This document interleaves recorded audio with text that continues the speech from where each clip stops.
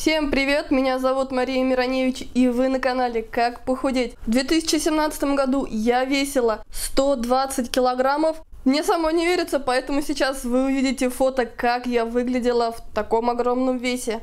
И ура! Сейчас 2020 год, я похудела уже на 53 килограмма. И так получилось, что для того, чтобы похудеть, мы с мужем создали свой метод, который называется метод Мироневич. И уже есть первый видеоотзыв девушки, которая смогла похудеть, несмотря на проблемы со здоровьем, по нашему методу. Ссылка на это видео появится вот здесь. Обязательно смотрите, оно очень мотивирует и трогает за душу. Это просто очень сильное видео. А теперь тема сегодняшнего видео очень важная. Это 5 главных принципов или правил метода Мироневича, потому что все гениальное просто, все простое и гениально. Итак, номер 1. Так как у нас расстройство пищевого поведения, соответственно, нам нужно его настроить. И для этого есть простые и очень, самое главное, эффективные инструменты. Это банальный режим дня, то есть это то время, когда вы принимаете пищу, завтрак, обед и ужин, вы стараетесь соблюдать одни и те же часы. Например, в моем ритме жизни мне удобно: завтрак это 8 утра, обед это 14 часов и ужин мой это 20 часов за 3 часа до сна. Именно это помогает вашему организму лучше адаптироваться, быть уверенным в том, что в назначенное время он получит питание и, соответственно, может просто отдавать лишний жир, и, соответственно, вы будете снижать свой вес. Кроме того, что нужен элементарный режим питания, которого у многих не было, например, у меня, еще нужно наладить режим труда и отдыха. То есть нам, естественно, нужно высыпаться, и для того, чтобы это было проще делать, нужно ложиться, отдыхать и, соответственно, вставать утром, тоже стараться в одно и то же время. Я ложусь спать в 11 часов, иногда в 12, говорю правду, но правда всегда стараюсь ложиться в 11, тогда я очень хорошо высыпаюсь. И просыпаюсь я в 7 утра, кстати, независимо от того, легла я в 23 или в 24 часа, потому что у меня нет вариантов: садик, работа и так далее. Дальше, что еще нужно, что мы еще относим к режиму, то есть к тем моментам, которые нас и наше питание, естественно, дисциплинируют. Это список покупок и меню вашего питания. Список покупок помогает нам в том, что мы покупаем только то, что написано в списке. Казалось бы, список это просто абстрактный листочек бумаги, на котором написано, мы сами, кстати, написали те продукты, которые мы вроде бы и так знаем, что нам нужно купить, а есть те продукты, которые нам не нужно покупать. Но на моем личном опыте вот этот самый просто листочек бумаги, на котором вы ручкой написали, что действительно нужно вам купить для вашего здоровья и отличного самочувствия, правда помогает на рынке, в магазине, в супермаркете купить именно то, что нужно.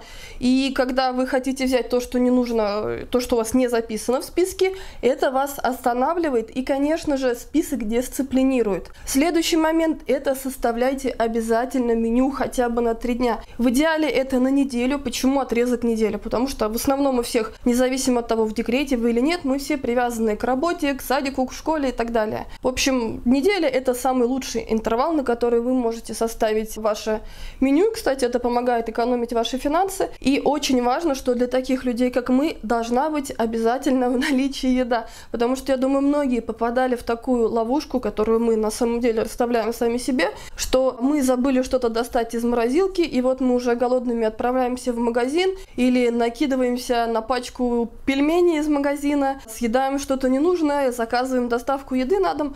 В общем, делаем то, что не нужно. И, соответственно, меню, которое мы имеем на неделю, помогает нам еще дополнительно дисциплинировать наше питание. И еще это момент, который успокаивает, потому что вы знаете, что у вас будет на завтрак, обед, на ужин. Также вы заготавливаете себе, если вам нужны перекусы. У меня это в основном фрукты, потому что их очень удобно, в том числе брать с собой куда-то на прогулку, на работу и так далее. Такие простые моменты в комплексе дают отличный результат. Это я проверила на себе. Поэтому на моем опыте, на личном опыте большого уже количества людей, берите на вооружение, пользуйтесь. Дисциплина очень нужна и важна. И на самом деле это один из ключей к успешному и, что немаловажно, счастливому похудению. Номер 2. Нам необходимо отказаться от вредных и ненужных продуктов просто вообще для всех людей, потому что они вредят здоровью. И, естественно, особенно они вредят тем людям, у которых уже есть лишний вес и ожирение. Список таких продуктов большой. Кто-то употребляет и все, кто-то какие-то отдельные группы. Кратко, это переработанное мясо, то есть это все полуфабрикаты, пельмени, какие-то котлеты, все, что вы можете купить в заведениях фастфуда, это тоже переработанное мясо, колбасы, какие-то сосиски, в общем, огромное-огромное количество того, что мы не приобретаем. Следующее, это магазинная кондитерка. Даже тот же самый зефир и мармелад, про который нам говорят, что вроде бы можно, правда, я так пробовала много раз, от этого тоже мы отказываемся, если мы действительно хотим расстаться с лишним жиром и не иметь с этим больше проблем. Также это магазинные соусы, это кетчуп, майонез и соусов на самом деле огромное количество. Отказались, что делать дальше? На самом деле все очень просто. На канале есть огромное количество рецептов, чем заменить, и это намного вкуснее, готовится просто, готовится быстро. И сметанный соус на замену майонеза, и томатный соус на замену кетчупа. Куча вкусной домашней выпечки. В общем, не буду продолжать.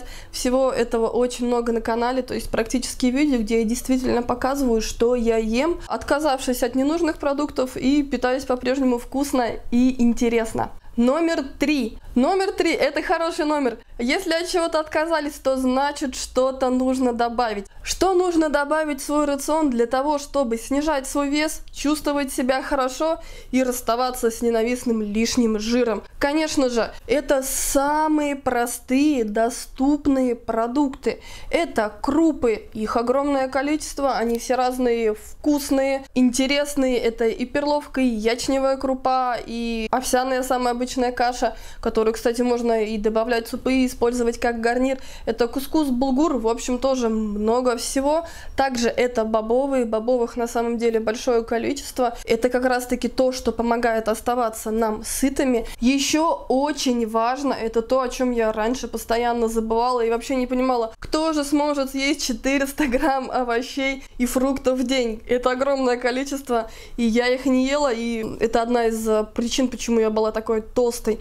Теперь я ем достаточное количество свежих овощей, фруктов. Если вы по каким-то причинам не можете употреблять большое количество свежих, то есть сырых фруктов и овощей, то, конечно, вы находите для себя замену. Можно овощи отварить, можно их потушить, можно запечь в духовке, приготовить в мультиварке. Огромное количество вариантов, я думаю, вы найдете тот, что подходит вам. И самое главное, что нужно добавить в свой рацион, это на моем личном опыте и на опыте большого уже тоже количества людей, это самая обычная чистая вода. Она нам необходима просто как сама жизнь. Напоминаю, что тело человека на 60% состоит из воды, и вода участвует во всех обменных процессах. Вода – это проводник, вода – это растворитель, вода есть жизнь. И один из очень важных моментов, который помогает проще, легче снижать свой вес, и в том числе помогает выводить жир, когда он расщепляется. Поэтому напоминаю, что по рекомендациям Всемирной организации здравоохранения, подчеркиваю, для здоровых людей нужно выпивать 30 мл воды на 1 кг веса. То есть, если вы весите 100 кг, ваша норма 3 литра. Если сейчас мой вес около 70 кг, то моя норма 2 литра, 2 литра 100. Я выпиваю, наверное, даже больше, просто потому что полюбила пить воду. Четвертое правило, очень приятное, классное, мое открытие. Это разнообразие в питании.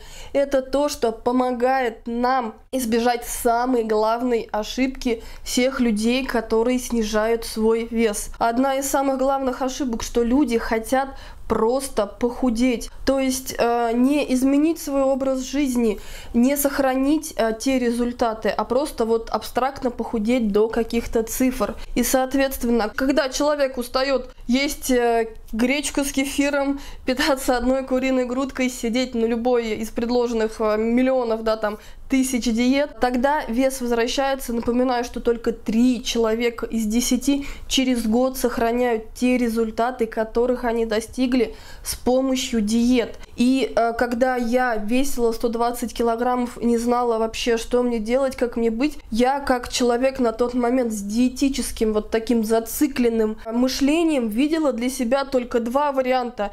И вы знаете, как в каком-то боевике, какой проводок не перережь, все получалось плохо. Потому что первый вариант — это я живу просто так, как живу, ем все подряд, толстею, плохо себя чувствую, и я несчастна. Второй вариант. Я сижу на диетах, ограничиваю себя, испытываю постоянный стресс. Естественно, у меня бывают срывы. Да, я худею на 10, на 20 килограммов. Но из-за этого постоянного стресса, напряжения и все равно зацикливания на еде, я, как итог, опять несчастна. И я не знала, что мне выбрать вот из этих двух плохих вариантов.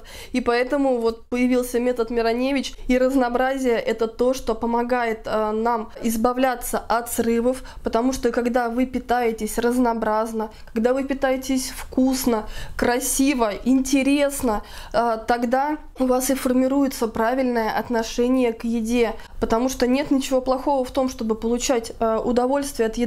Плохо, когда еда становится единственным удовольствием. И разнообразие очень помогает, добавляет новые цвета, новые вкусы, новые краски в вашу жизнь и помогает не срываться. Потому что когда мы едим что-то одно постоянно, либо очень ограниченное количество каких-то продуктов входит в диету, а другие группы мы из питания своего убираем, на этом основано огромное количество диет, тогда, конечно, мы не только питаемся неполноценно, но мы и живем неполноценно, и это тоже не добавляет нам хорошего настроения. Это я знаю на своем личном опыте.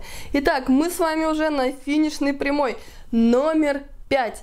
Номер 5 – это правильное целеполагание. И правильное целеполагание, когда мы делаем хорошее, большое дело для себя, для своего здоровья, может быть только позитивным. Потому что представьте себе, как может быть положительный итог, счастье, радость в результате того, что вы однажды решили, что вы плохая, вы делаете все неправильно, вы во всем виноваты. С этого ни одно дело, которое будет закончено на позитиве, либо продолжаться в идеале всю жизнь, не начинается. Поэтому мотивация должна быть только позитивной. Да, у нас есть проблемы. У кого их нет? У всех людей на Земле разные проблемы. У нас вот такие проблемы с питанием, но мы можем справиться, вы можете справиться. Потому что справилась я, справилось огромное количество людей, и я не знаю, почему у вас не должно получиться. У вас обязательно получится. Цели должны быть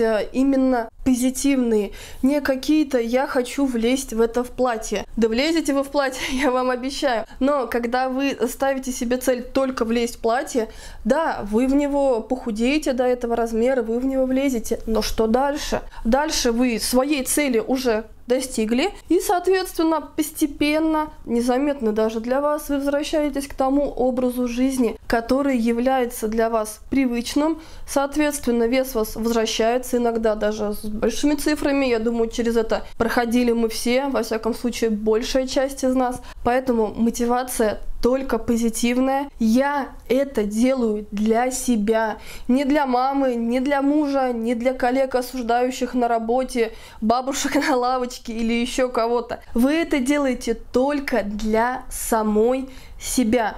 Для того, чтобы ваша, именно ваша жизнь была счастливой, полноценной. Вы наконец-то вырвались из этого замкнутого круга диет и зажоров, чтобы вы смогли наконец-то просто радоваться солнышку, а не зацикливаться постоянно на еде.